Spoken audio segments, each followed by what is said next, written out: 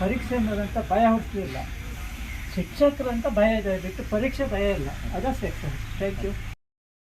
ಉಡುಪಿ ಜಿಲ್ಲೆ ಅವರು ಇವತ್ತಿನ ಬಂದು ನಮಗೆ ನಮ್ಮ ಮನೆಗೆ ಎಲ್ಲರೂ ಪರವಾಗಿ ಧನ್ಯವಾದನ ಅರ್ಪಿಸ್ತೇನೆ.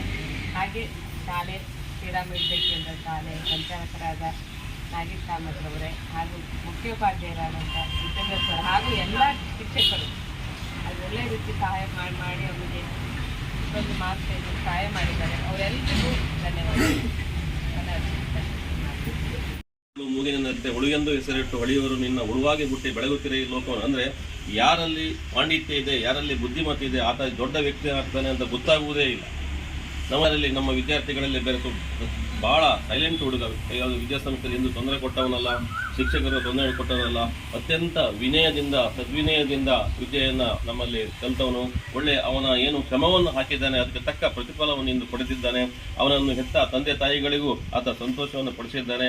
ನಮ್ಮೆಲ್ಲ ವಿದ್ಯಾಸಂಸ್ಥೆಗೆ ಕೀರ್ತಿ ತಂದಿದ್ದಾನೆ, ಊರಿಗೆ ಕೀರ್ತಿ ತಂದಿದ್ದಾನೆ.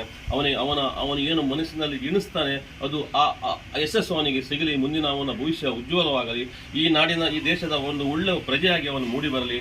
ಸಮಾಜದಲ್ಲಿ ಅವನಕ್ಕಿಂತ ಕೆಳಗೆ ಅವನು ಉತ್ತಮ ವ್ಯಕ್ತಿಯನ್ನು ಅಲ್ಲಿಗೆ ತಲುಪಿದಾಗ ಅವನಕ್ಕಿಂತಲೂ ಕಿರಿಯವರಿಗೆ ಅವ ಸಹಾಯ ಮಾಡುವ ಆ ಮನಸ್ಸು ಅವನಿಗೆ ಆ ಸಮಯದಲ್ಲಿ ಬರಲಿ ಅಂತ ಹೇಳ್ತಾ ನನ್ನ 2 ಮಾತನ್ನು ನಿಲ್ಲಿಸ್ತೇನೆ. ಭಾರತ್ ಮಾತಾಗೆ ಜೈ.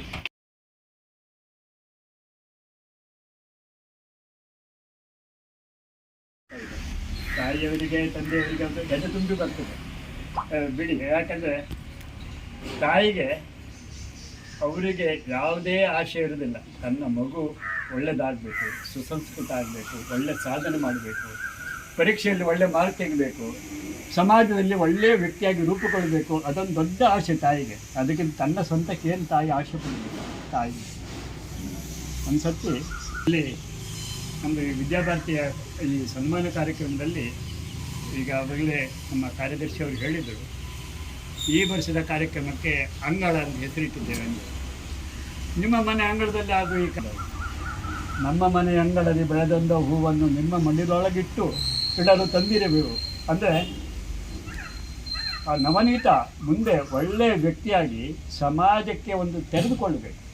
ಆ ಲೆಕ್ಕದಲ್ಲಿ ನಾವು ಸಮಾಜಕ್ಕೆ ಅವನನ್ನು ಪರಿಚಯ ಮಾಡೋದೊಂದು ಮುಖ್ಯ ಉದ್ದೇಶ. ಯಾಕಂದರೆ ನಿಮ್ಮ ಮಣ್ಣಿನೊಳಗೆ ಇಡೋದು ಮನೆಯವರು ಇಷ್ಟು ವರ್ಷ ಸಾಕಿದ್ರು, ದೊಡ್ಡವ್ರಿಗೂ ಸಾಕಿದ್ರು, ಕಡೆಗಿನ ಸಮಾಜಕ್ಕಾಗಿ ಅವನು ಬಾಳಕಬೇಕು, ಸಮಾಜದೊಂದಿಗೆ ಬದುಕಬೇಕು, ಸಮಾಜದ ಆಶ್ರಯದಲ್ಲಿ ಬದುಕಬೇಕು, ಸಮಾಜಕ್ಕಾಗಿ ಬದುಕಬೇಕು.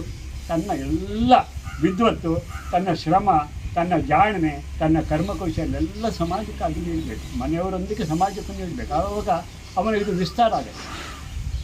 ಆ ರೀತಿಯಲ್ಲಿ ಅವನ ಹೆಸರೇ ನವನೀತ ಅಂತ ಇದೆ.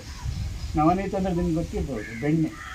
ಅದು ಬೆಣ್ಣೆ ಏನು ಸುಮ್ಮನೆ ಬರೋದಿಲ್ಲ. ಅದು ಹಾಲ ಕಾಯಿಸಿ ಹೆಪ್ಪ ನಿಕ್ಕಿ ಕಡೆದೊಡೆ ಮೊದಲು ಮೇಲೆ ಕಾಣದ ಬೆಣ್ಣೆ ತೇಲಿ ಬರುವಂತೆ ಭಾಳ ನೀ ಜಗದ ಮಂತ್ರವೂ ಕಡೆಯಲ್ಲಿ ಹೇಳುವುದು ಆಳದಿಂದ ಆತ್ಮವತಿ ಮಂತ್ರಪೂರ್ಣ. ಅದಕ್ಕೆ ತುಂಬ ಪರಿಶ್ರಮ ಇದೆ. ಆ ಪರಿಶ್ರಮವನ್ನು ಹಾಕಿದಾಗ, ಆ ಮಂಥನ ಮಾಡಿದಾಗ ಅದು ಬೆಣ್ಣೆ ಮೇಲೆ ಬರ್ತದೆ. ಆ ನವನೀತ ಮೇಲೆ ಬಂದಿದೆ. ಅವನ ಹಲವಾರು ವರ್ಷದ ಅಂದರೆ 10 ವರ್ಷದ ಪರಿಶ್ರಮದ ಮೂಲಕ ಇವತ್ತು ಆ ಬೆಣ್ಣೆ ಮೇಲೆ ಬಂದಿದೆ.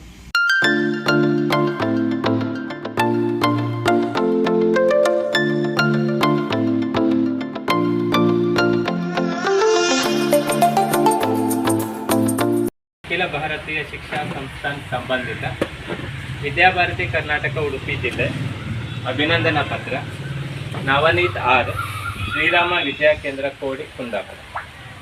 ವಿದ್ಯಾಭಾರತಿ ಕರ್ನಾಟಕ ಉಡುಪಿ ಜಿಲ್ಲೆಯ ಶೈಕ್ಷಣಿಕ ಸಂಯೋಜಿತ ಸಂಸ್ಥೆಯ ವಿದ್ಯಾರ್ಥಿಯಾಗಿರುವಿರಿ. ನಿಮ್ಮ ಶೈಕ್ಷಣಿಕ ಪ್ರಗತಿಯು ತುಂಬ ಸಂತೋಷದಾಯಕವಾಗಿದೆ. 2025-26ನೇ ಸಾಲಿನ 10ನೇ ತರಗತಿ ಪಬ್ಲಿಕ್ ಪರೀಕ್ಷೆಯಲ್ಲಿ 625ರಲ್ಲಿ 598 ಅಂಕವನ್ನು ಪಡೆದು ಸಂಸ್ಥೆಗೆ ಟಾಪರ್ ಆಗಿದ್ದೀರಿ. ನಿಮ್ಮ ಸಾಧನೆಯನ್ನು ಪರಿಗಣಿಸಿ ಜಿಲ್ಲಾ ಸಮಿತಿಯು ಹೃತ್ಪೂರ್ವಕವಾದ ಅಭಿನಂದನೆಯನ್ನು ಸಲ್ಲಿಸುತ್ತದೆ. ಇನ್ನು ಮುಂದೆಯೂ ನಿಮ್ಮ ಕ್ರಿಯಾಶೀಲತೆ, ಕಾರ್ಯತತ್ಪರತೆಯನ್ನು ಹೆಚ್ಚಿಸಿಕೊಂಡು ಶೈಕ್ಷಣಿಕ ಸಾಧಕರಾಗಿ ಎಂದು ಹಾರೈಸುತ್ತಾ ಸನ್ಮಾನದೊಂದಿಗೆ ಪ್ರಮಾಣ ಪತ್ರವನ್ನು ನೀಡಿ ಗೌರವಿಸುತ್ತಿದ್ದೇವೆ. ಅಭಿಮಾನದ ವಂದನೆಗಳೊಂದಿಗೆ ದಿನಾಂಕ 7/5/2026 ಅಧ್ಯಕ್ಷರು ಪಾಂಡುರಂಗ ಪೈ ಸಿದ್ದಾಪುರ, ವಿದ್ಯಾಭಾರತಿ ಕರ್ನಾಟಕ ಉಡುಪಿ ಜಿಲ್ಲೆ. ಕಾರ್ಯದರ್ಶಿ ಮಹೇಶ್ ಹೈಕಾಡಿ, ವಿದ್ಯಾಭಾರತಿ ಕರ್ನಾಟಕ ಉಡುಪಿ ಜಿಲ್ಲೆ. ಸದಸ್ಯರು, ವಿಷಯ ಪ್ರಮುಖರು, ವಿದ್ಯಾಭಾರತಿ ಕರ್ನಾಟಕ ಉಡುಪಿ ಜಿಲ್ಲೆ.